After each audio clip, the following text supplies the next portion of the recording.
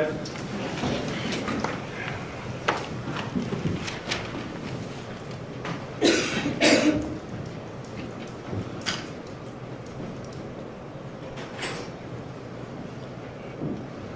Please be seated.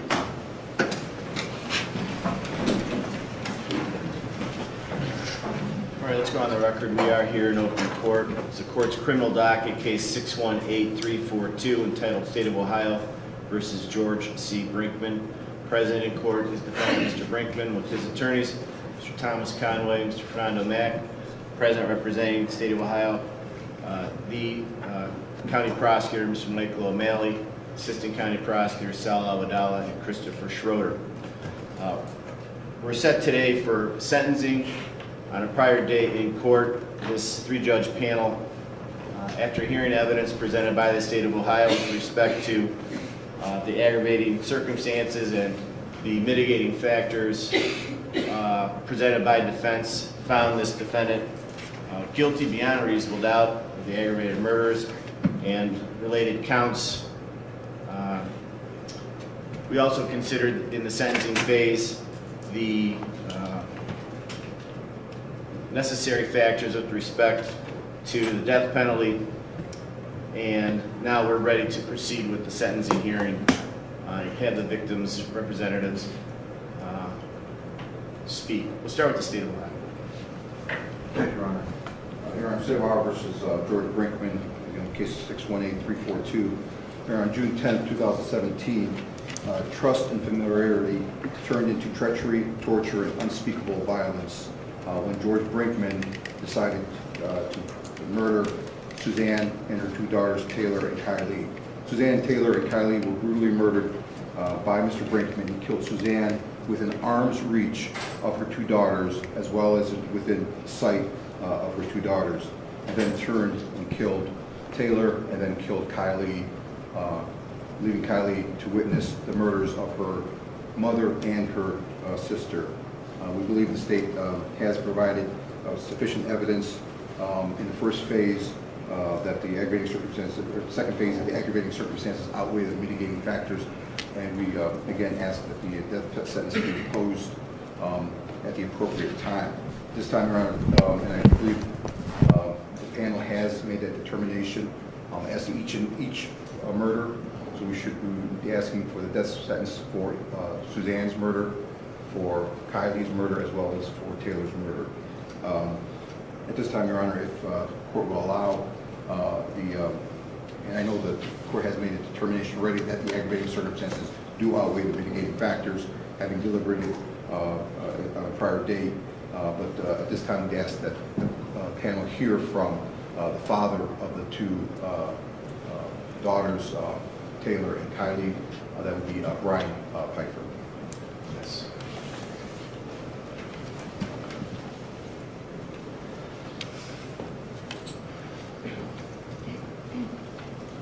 Morning, sir. Please state your name for the record. Brian Pfeiffer, P-I-F-E-R.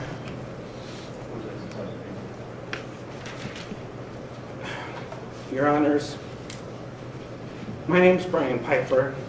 I am, and forever will be, Taylor and Kylie's dad. For nearly a year and a half now, I've been attending all of these pretrial hearings, reading all of the motions filed by the defendant, each arguing that he has specific rights. He has a right to representation. He has a right to postpone the trial so his attorneys can be adequately prepared. He has a right to hire an expert witness to argue some form of mitigation. He has a right to not have anyone talk to him while he's in prison in case he says anything he shouldn't say. We even had to hear how he needed a haircut. But today I'm asking you honorable judges to be the voices for the rights taken by Mr. George Brinkman Jr. The right of Taylor to finish her last year at Kent State University. The right of Taylor to graduate, to get a job in the fashion industry that she was so passionate about. to get her first apartment, her first car, her first house. Taylor's right to get married, to have children, to celebrate the holidays.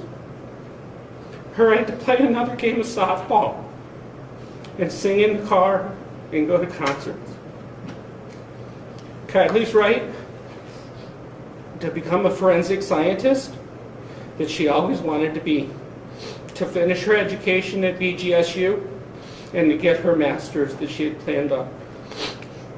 Her right to go see theater again and see Phantom of the Opera, that was her favorite.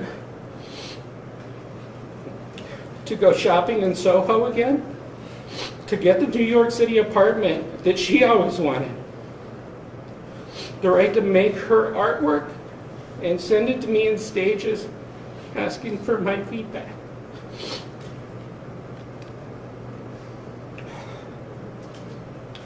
The right to sing with her sister in the car and correct her on the lyrics to the songs. Her right to get married and to have children.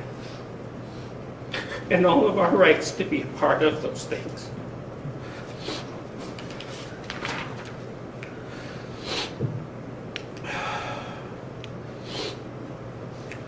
The rhetoric used by the defense in the entire second half of these proceedings was meant to diminish the impact of the crimes, referring to them as a situation, an event, an incident. That is not accepting responsibility for what you have done. The reality is that George Brinkman Jr. took from all three of them the very right to breathe when he carried out his plan last June. When he brutally murdered Taylor, Kylie, and Suzanne, when he bound them, murdering them one by one, he didn't show any mercy. Yet, he has the audacity to ask this court, you, for mercy on him. They didn't deserve this. That's why today I'm asking you to be the three voices for the three lost. I'm asking you to remember all the testimony that you've heard and all the rights Mr. Brinkman ripped from them, from all of us. In his unsworn statement to the court, he acknowledged that he deserved to be sentenced to death. The simple question before this panel, at least in my simple mind, is this: would the world be a better place without George Brinkman Jr. in it? I believe, as does the whole family, that the resounding answer to that is yes. Thank you. Thank you, Your Honor. Your Honor, at this time, Your Honor, Suzanne Taylor's mother, Ms. Marsha Taylor, would like to address the panel. Go ahead. Yes. And she is going to be brought up to the podium, and Ms. Kennedy from our office, from our victim advocate office, will be reading the statement. Thank you.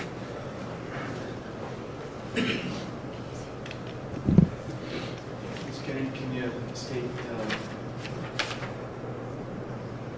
name for the record, please? Yes. I'm reading the victim impact statement of Marsha Taylor, spelled M-A-R-C-I-A. She is the mother of Suzanne Taylor, grandmother of Taylor Pfeiffer and Kylie Pfeiffer.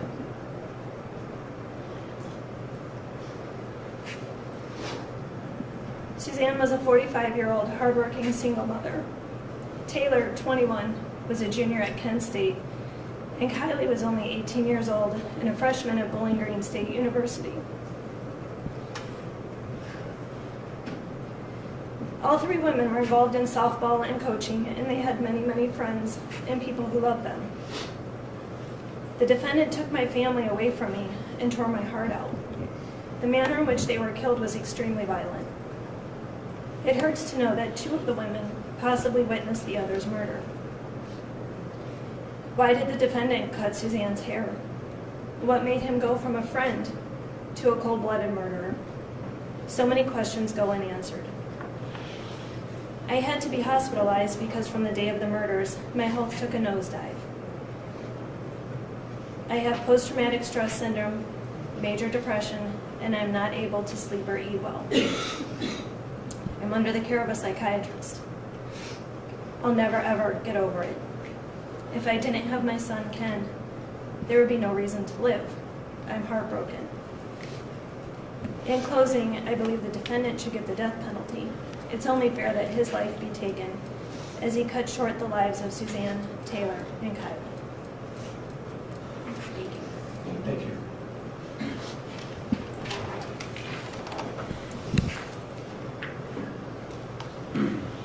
Thank you, Your Honor. At this point, the state would just like to highlight and that the events of June 10th, 11th, going to the 12th, would have been much worse had it not been for the actions and the involvement of, and the reason we're here today with this result, I believe, is a result of the hard work of the North Royalton Police Department, specifically Detective Skozin and Sergeant Revicki, as well as the assistance and really an interagency cooperation here, the assistance of the FBI, Special Agents Andy Earl and Kerry McCaffrey really dug in that first 24, 48 hours to get us to where we're at here. With the assistance from BCI, Justin Soroka, and of course the technical expert assistance from our own Cuyahoga County Medical Examiner's Office and Regional Crime Lab, Dr. Andrea McCollum, Dr. Butt, Kerry Bauscher, Lisa Propesny from the Trace Department. And finally, Your Honor, I'd like to thank my colleagues, Dan Cleary, Kevin Brinkman, Chris Schroeder, as well as our county prosecutor for giving us the resources to allow us to pursue this case. Thank you very much. All right, we have the defendant, Mr. Conlon, Mr. Mack.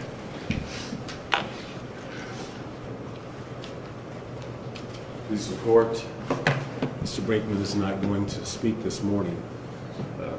And with all due respect, we're asking the court to reconsider your sentence and impose a sentence of life without the possibility of parole. For all the reasons previously stated during our closing arguments and mitigation phase, we still believe that the aggravating circumstances do not outweigh the mitigating factors presented to this court. We just wanted to highlight, we ask that you consider his acceptance of responsibility early on in this case. And throughout all stages of the case, he always demonstrated a willingness to enter a plea of guilty without the possibility of parole. And the fact that he did enter a plea of guilty and did not drag the family through a trial should weigh heavily before this court. His genuine remorse articulated through the interviews, letters, and his unsworn statement. We ask the court to consider his lack of violent history, his limited criminal history. We also ask you to consider the abusive relationship at the hands of his father that was testified by our witnesses. And we ask the court to consider the severe depression stemming from the loss of his mother and his brother. And went through the state's sentencing memorandum. I know that it was argued that that's a weak factor, but we beg to differ. It's a factor that should be weighed heavily. People take their own lives every day in this country based on severe depression, and it can influence behavior. But again, there's no excuse for Mr. Brinkman's behavior, and it's not to be looked upon as an excuse.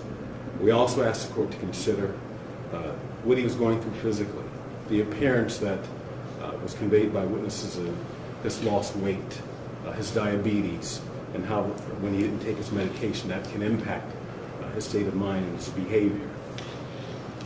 And based on his history and his characteristics, we know that his behavior demonstrated, as long as it was on this day, was aberrant based on his history and his characteristics.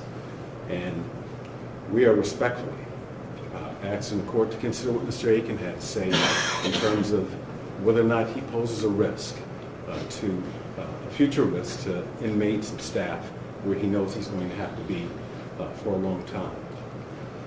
We are respectfully asking the court to impose a sentence of life without the possibility of parole. We also ask the court to, on the underlying offenses, to run those offenses concurrent with one another based on the purposes and principles of sentencing. Consecutive sentences are unwarranted and unreasonable under these circumstances, especially if the court still chooses to impose a sentence of death, 3 separate death verdicts. And that's respectfully our request. Thank you. Mr. Brinkman, is there anything you'd like to tell the court? No, sir.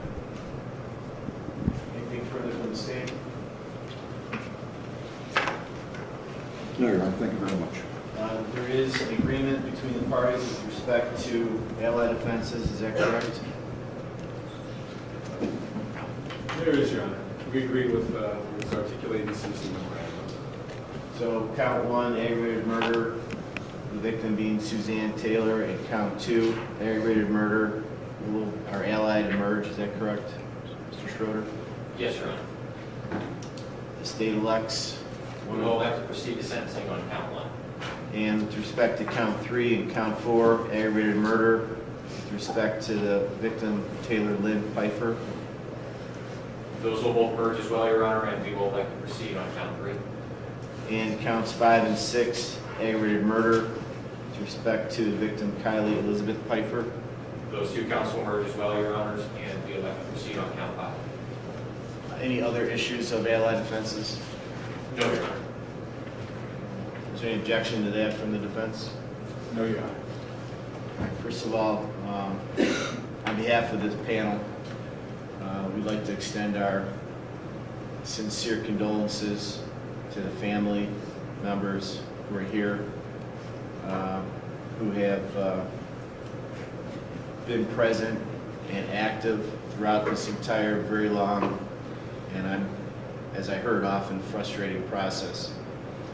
Our laws are made to protect the rights of those accused, and we have sworn an oath, everyone, the attorneys, the judges, to protect those rights. And that's often cold comfort to the victims' family members who have lost a member of their family forever. And all those efforts defense makes protecting the rights of the defendant just fall on deaf ears and are often upsetting to the family members. We understand that. We appreciate how you've acted throughout these proceedings, and we understand your feelings. And it's every case in which an innocent person loses their life is always senseless. There's never any sense to it. And there will never be any sense found in it or any good reason for it. And all the law can do is what the legislature has allowed us to do. And we have considered all these factors. We have made specific findings beyond a reasonable doubt that this defendant is the principal offender in the aggravated murder, that the aggravated circumstances outweigh the mitigating factors. And pursuant to the revised code section 2929.03, we do hereby impose the death penalty in count 1, count 3, and count 5 for those aggravated murders. No sentence will be imposed in count 2, 4, or 6 pursuant to the allied offenses agreed to by the parties. The remaining underlying allegations, the court has considered all the principles and purposes of felony sentencing, all the appropriate recidivism and sentencing statutes as required by our sentencing statutes. Also, I have considered specifically whether or not consecutive prison sentences are appropriate. Hereby I do find that the facts and circumstances surrounding these brutal murders carried out with pre-calculation and design, and the underlying offenses, there are part and parcel of this plan require consecutive sentences. It is necessary to protect our community and to punish this defendant. Consecutive sentences are not disproportionate to the harm that was caused in this matter. That the harm is so great or unusual, a single term does not adequately reflect the seriousness of this defendant's conduct. So the court's going to impose the following sentences. In count 7, aggravated burglary, it's a felony of the first degree, 11 years in a correctional institution. In count 8, it's kidnapping. With respect to victim Suzanne Taylor, it's a felony of the first degree, 11 years in a correctional institution. In count 11, which is gross abuse of a corpus, with respect to victim Suzanne Taylor, 12 months in a correctional institution, that's a felony of the fifth degree. In count 9, kidnapping, with respect to victim Taylor Lynn Pfeiffer, 11 years in a correctional institution for that felony of the first degree. In count 12, gross abuse of a corpse, with respect to victim Taylor Lynn Pfeiffer, 12 months in a correctional institution. In count 10, kidnapping, with respect to victim Kylie Elizabeth Pfeiffer, felony of the first degree, 11 years in a correctional institution. In count 13, gross abuse of a corpse, with respect to victim Kylie Elizabeth Pfeiffer, 12 months in a correctional institution. Sentence will run consecutive to each other. Count 7, consecutive to 8, 9, 10, 11, 12, and 13. 47 years in Lorraine Correctional Institution.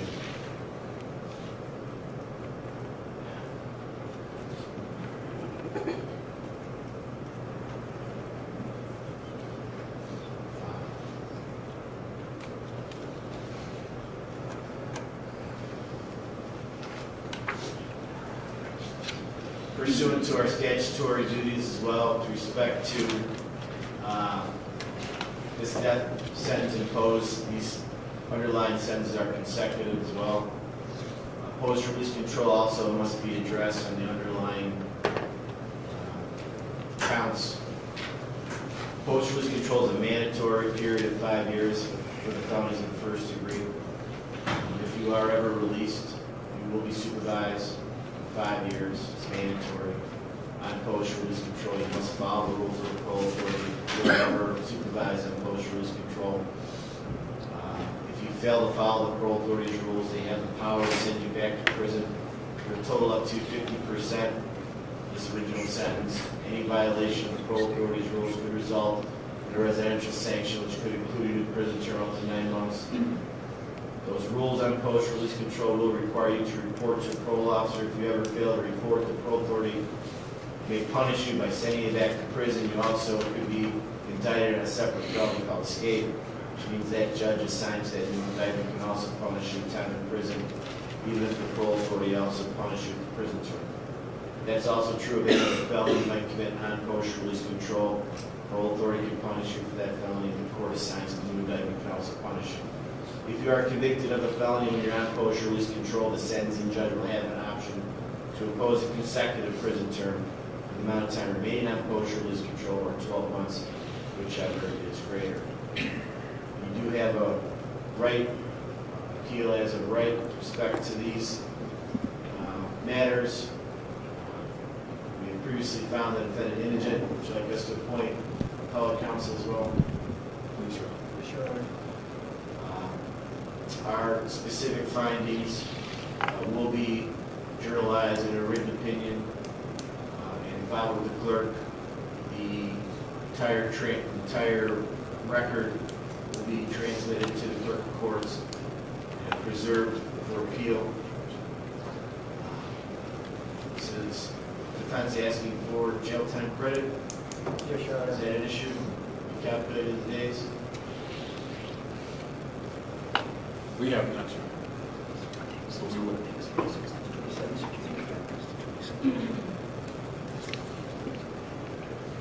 Could I have one moment, Your Honor? I'll do that now. We're also opposing Court costs, responsible for court costs, this matter, you need to require the community work service therefore as well.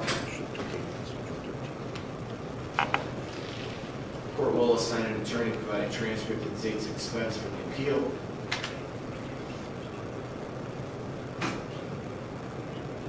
May we approach her? Yeah.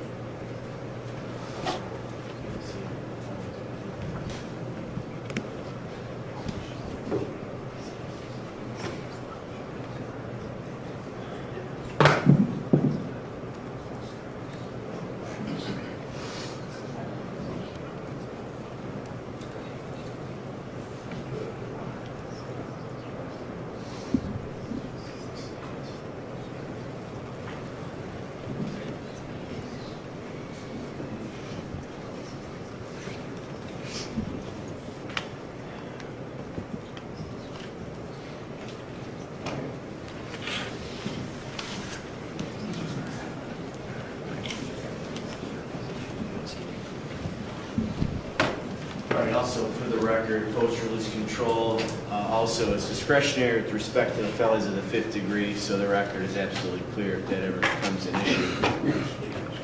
3 years discretionary post-release control on the F5s, mandatory 5 years post-release control on the F1s. State of Ohio also has final request. Your Honor, would request since the Mr. Brinkman has been sentenced to death, and upon the filing of the opinion, that an execution date be set by the court within the year. We understand that there's appeals that will stay that, but I believe that that's a practice, if not required by the statute, that says that an execution date be set by this trial court. Thank you. All right. Anything from the defense? Your Honor, maybe take a moment, please.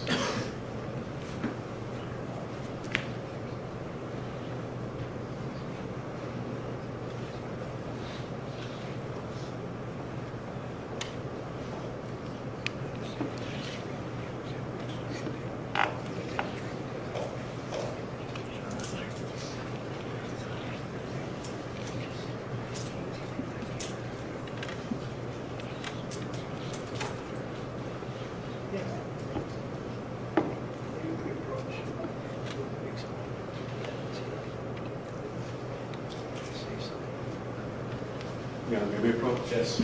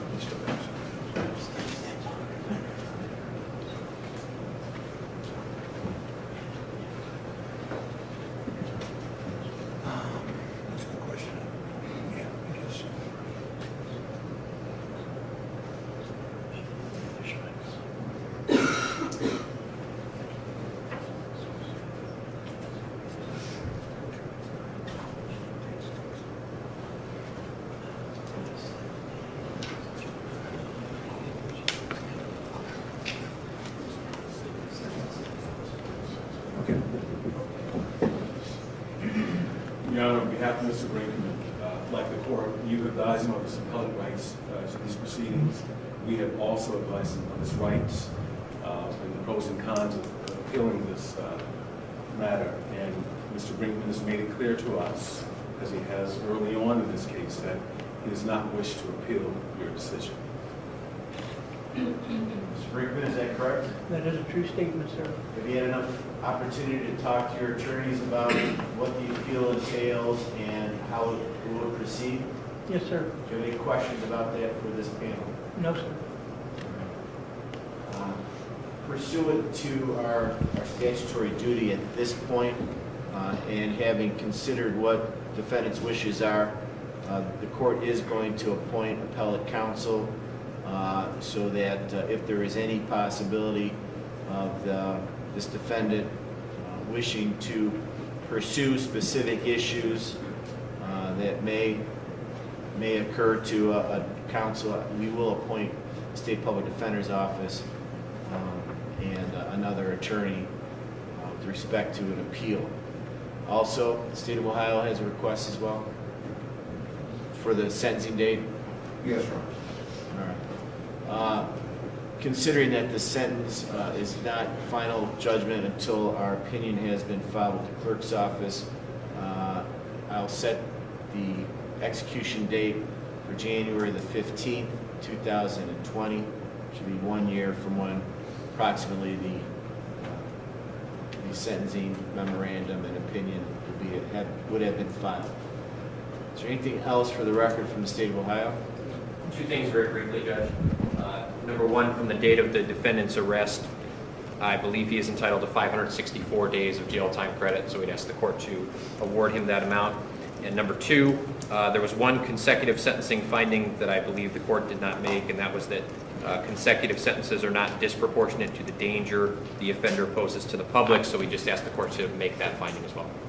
All right. If I didn't say that, I thought I did indicate that, that the consecutive sentences aren't disproportionate to what happened, and it's also not disproportionate to the danger he does pose. That's correct. I appreciate that. Incorporating all the facts that this panel has heard. The court will grant 564 days jail time credit pursuant to law. Is there anything else for the record from the state? No, Your Honor. From defense? No, Your Honor.